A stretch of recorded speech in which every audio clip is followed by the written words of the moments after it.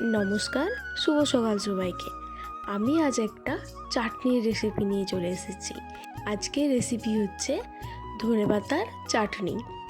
আমরা ধনেপাতার চাটনি তো অনেকজনা বেটেও খেয়েছি, অনেক রকম পদ্ধতিতেই খেয়েছি। চলো আজ তোমাদেরকে আমি একটা পদ্ধতি দেখাই। ধনেপাতার চাটনি বানানোর জন্য কি কি উপকরণ লাগলো চলো তোমাদের দেখিয়ে দিই। প্রথমে তো দেখতেই পাচ্ছ এখানে আমি অনেকটা পরিমাণে ধনেপাতা নিয়েছি।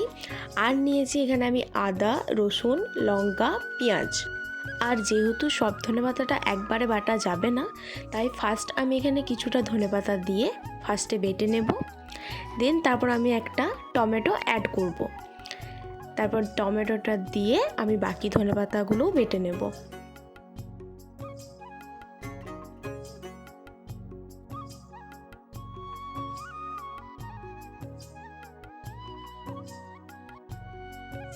এই যে এখানে আমার বাটা একদম হয়ে গেছে। এবার অন্যদিকে একটা কড়াই চাপিয়ে তার মধ্যে গোটা জিরে, শুকনো লঙ্কা আর তেল দিয়ে দেব। আর এখানে আমি তেঁতুল ভিজিয়ে রেখেছিলাম, তো সেই তেঁতুলটা আমি এর মধ্যে দিয়ে দেব। তেঁতুলটা দেওয়ার পর এইভাবেই আমি কিছুক্ষণ তেঁতুলটা নাড়িয়ে নেব। যখন তেঁতুলটা একটু ফুটে আসবে তখন আমি ধনেপাতা বাটাটাও দিয়ে দেব। ধনেপাতা বাটাটা দিয়ে প্রায় 5 থেকে 10 মিনিট তো এইভাবে আমি ভাজবই ধনেপাতাটাকে, মানে অনেকক্ষণ ধরে নাড়িয়ে নিতে হবে। তারপর এখানে আমি এক এক করে মশলাগুলোকে দিয়ে দেব।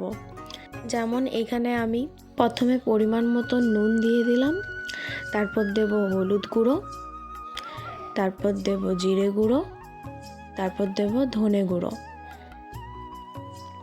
আর দিয়ে দেব কাশ্মীরি লঙ্কার গুঁড়ো। সব মশলাগুলো একসাথে দেওয়া হয়ে গেলে এইভাবেই আবার কিছুক্ষণ নাড়তে থাকবো।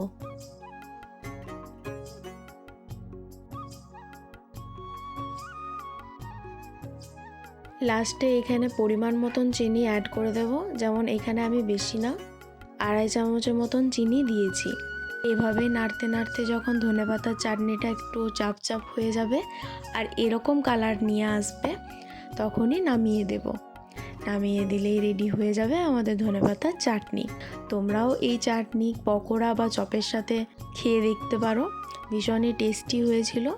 আর আমার ভিডিওটি যদি তোমাদের ভালো লেগে থাকে তাহলে অবশ্যই একটি লাইক এবং সাবস্ক্রাইব করে দিও।